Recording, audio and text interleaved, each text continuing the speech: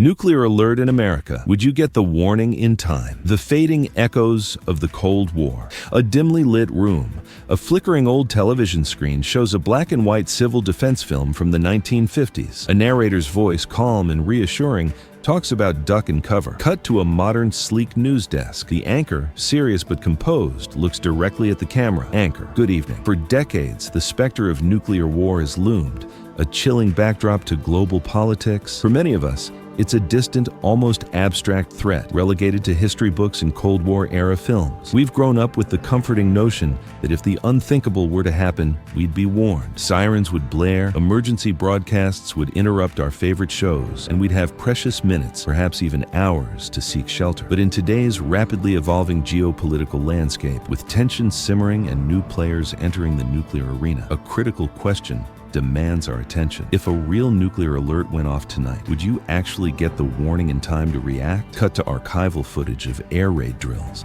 families huddling in basements, and images of fallout shelters. Overlay with modern graphics showing missile trajectories and global hotspots. Anchor. The concept of a nationwide nuclear alert system isn't new. It's a legacy of the Cold War, born from an era when the threat of the intercontinental ballistic missiles felt immediate and terrifying. Back then, the United States invested heavily in civil defense infrastructure, public fallout shelters, warning sirens, and a robust emergency broadcast system. Generations were taught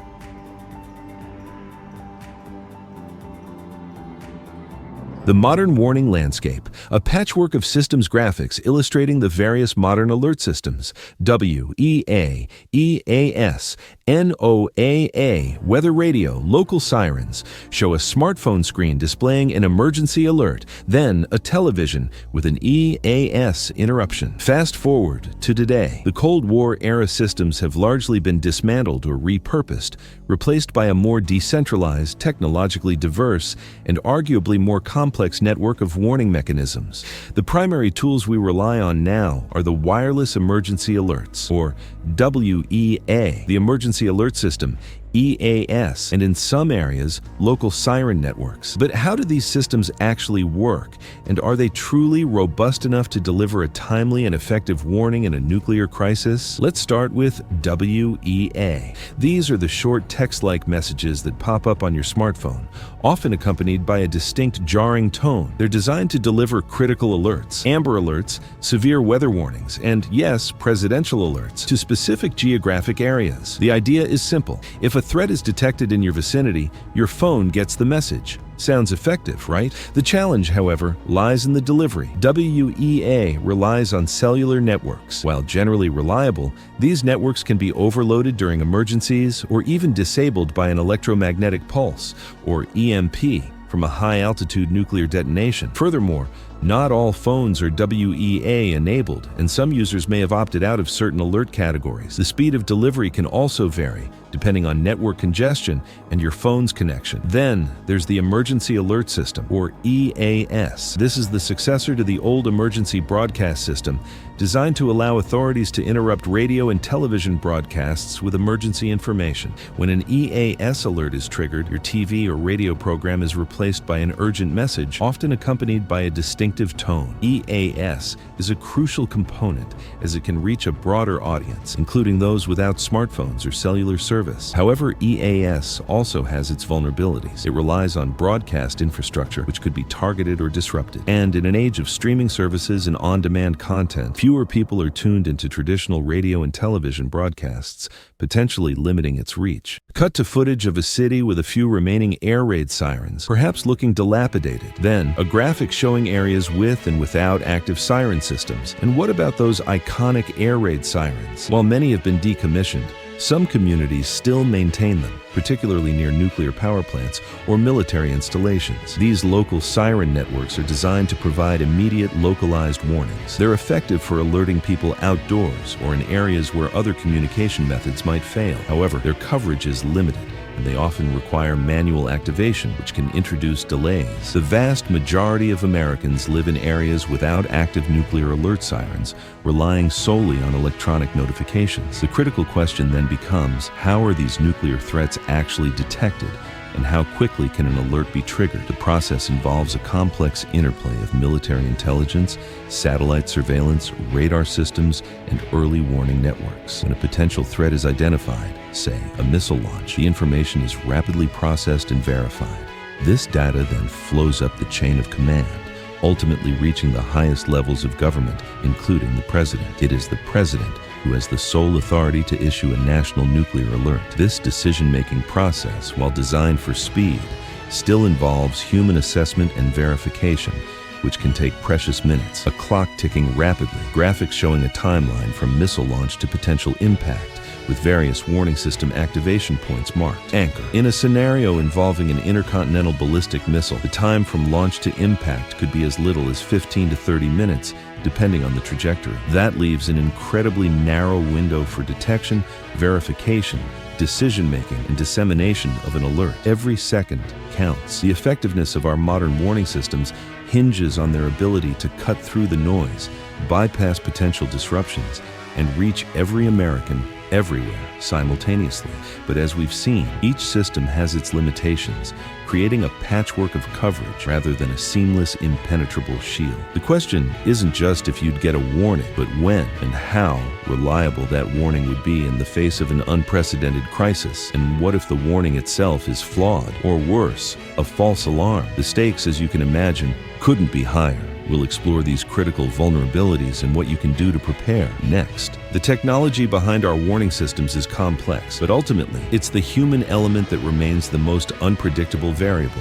Decision makers, under unimaginable pressure, must interpret ambiguous signals, verify intelligence, and make life or death choices in minutes. The history of the Cold War is rife with near misses and false alarms, instances where technical glitches, misinterpretations, or even a flock of geese were mistaken for incoming missiles. These incidents, now declassified, serve as stark reminders of the razor-thin line between peace and global catastrophe.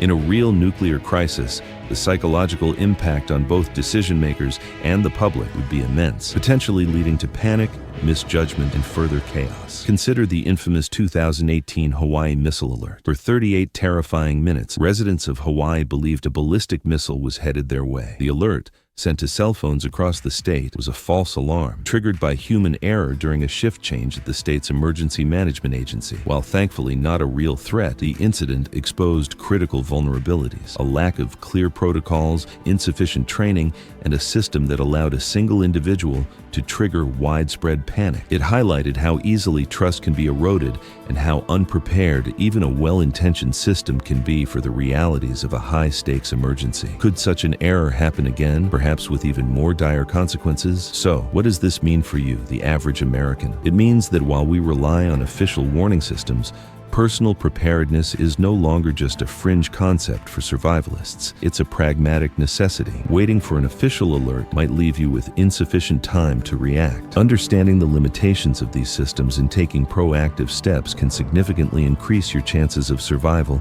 and resilience. First, stay informed and aware. While official alerts are crucial, cultivating multiple sources of reliable information is vital. Monitor reputable news outlets, government emergency management agencies, and even local weather radio. Understand the difference between a test alert and a real one. Familiarize yourself with the signs of escalating global tensions so you're not caught completely off guard. Second, have a family emergency plan. This isn't just for nuclear threats. It applies to any major disaster. Where will you go? How will you communicate if traditional channels are down? Designate an out-of-state contact person. Practice your plan. Knowing what to do and where to go in the critical first minutes can make all the difference. Third, prepare an emergency kit. This should include at least 3 days' worth of food and water per person, a first aid kit, essential medications, a battery-powered or hand-crank radio, flashlights, extra batteries, and important documents. Consider a more extensive kit if you live in a high-risk area or have specific needs. Remember, in a widespread emergency, services like electricity, water, and communication might be disrupted for an extended period. Fourth, identify potential shelters. While public fallout shelters are largely a thing of the past, Understanding what constitutes effective shelter from nuclear fallout is crucial. Basements, underground structures, or the interior rooms of sturdy buildings can offer some protection. The key is mass and density. The more material between you and the outside, the better. Knowing the safest place in your home or community before an event occurs is paramount. The reality is sobering. In a nuclear exchange, there are no winners, only survivors. And the window for survival hinges on timely information and decisive action. While our warning systems are designed to protect us, they are not infallible. The responsibility for your safety and the safety of your loved ones ultimately rests with you.